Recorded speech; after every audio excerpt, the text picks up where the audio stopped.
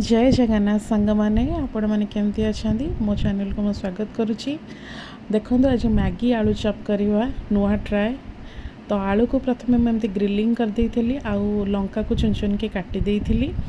तापरे पियाज को चुन चुन के काटिक एमती मिसई देइथिली। एतरे देखंतु एतरे नॉर्मली आपण मैंने चाहिए टिके जीरा गुंड धनिया गुंड या गरम मसला ना चिकेन मसला भी मिसई पारिबे। सेतक मिसई सारापर लुण स्वाद अनुसार मिसेबे। एबे मो कॉर्नफ्लोर एतरे ऐड करथिली बाइंडिंग हे कि रहया पे नले फिटी जिवो। देखंतु आको गोळेई कि चकड़ देली एमती हे गेला। एबे ताकू आमे वेजिटेबल चॉप जेमती लंबा लंबा हुए सेमती लंबा लंबा कर दबा। एपटे एटा गोटे लिक्विड एटा यूज करथिली बेसन आ कॉर्नफ्लोर मिसई कि एतर लंका गुंड भी मिसतेला करथिली। आ एपटे मैगीटा को चुन चुन चुन चुन करी भांगी देइथिली पूरा हाथ रे भी भांगी परिवे हे जिवो। तो सेटा जो करी आलू रे तैयारी सेटा को प्रथम बेसन में बुड़े एबे मैगी रे बुड़ेली।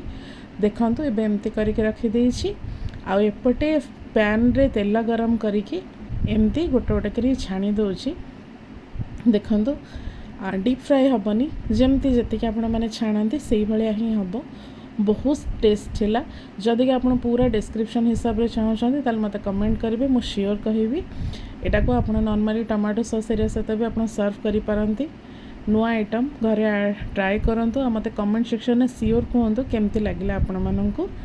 Thank you. जय जगन्नाथ। प्लीज़ मो चैनल को सब्सक्राइब करंतु। Thank you.